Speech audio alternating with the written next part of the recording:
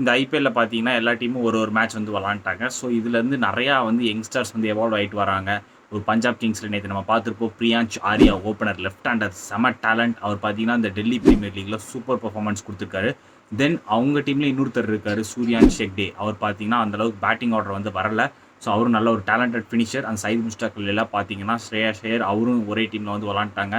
So நல்ல ஒரு talented கை அவரும். தென் டெல்லி கேபிட்டல்ஸ்லேயும் பார்த்தீங்கன்னா விப்ராஜ் நிகம் செம பேட்டிங் விளாண்டார். அந்த ஆஃப் சைட்லலாம் பார்த்தீங்கன்னா நல்ல ஒரு டச் பிளேயராக இருக்கார். அவரும் பார்த்தீங்கன்னா டெல்லி பிரீமியர் லீக்ல நல்ல ஒரு சாலிட் பெர்ஃபார்மன்ஸ் கொடுத்துருந்தாரு.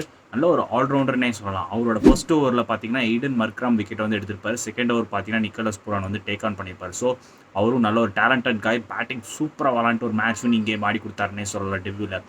அவரோட டெபியூவில் பாருங்களேன் 260 ஸ்ட்ரைக் ரேட்டில் வந்து விளாண்டுருக்காரு. Fearless cricket from Vipraj Nigam.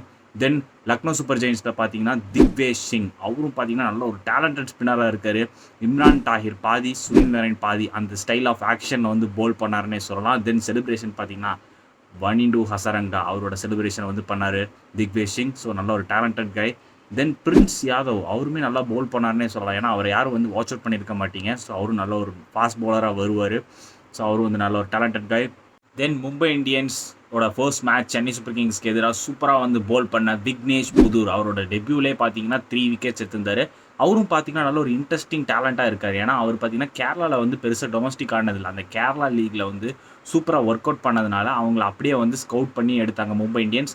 அவர் ரீசெண்டாக பார்த்தீங்கன்னா அந்த கேப்டவுன் எம்ஐ கேப்டன் வந்து SC20 விளாண்டுருக்காங்கல்ல. ஸோ அந்த கேம்பில் வந்து அவர் வந்து ஒர்க் அவுட் பண்ணியிருக்காரு விக்னேஷ் புதூர். ஸோ அங்கேருந்து அவர் வந்து ஃபைன் பண்ணி மும்பை இந்தியன்ஸ் வந்து எடுத்திருக்காங்க. எப்போவுமே பார்த்தீங்கன்னா மும்பை இந்தியன்ஸோட ஸ்கவுட் சிஸ்டம் பார்த்தீங்கன்னா செம்மையாக இருக்கும். ஸோ அதே மாதிரி எப்போவுமே பார்த்தீங்கன்னா ஒவ்வொரு வருஷம் ஒவ்வொரு பிளேயர் வந்து எவால்வ் ஆகிட்டே வருவாங்க. ஸோ அந்த இதில் பார்த்தீங்கன்னா மும்பை இந்தியன்ஸ் வந்து நம்பர் 1ல் இருக்காங்க ஸ்கவுட் சிஸ்டமில். ஸோ நல்ல ஒரு டேலண்டட் கை ஃப்ரம் கேரளா.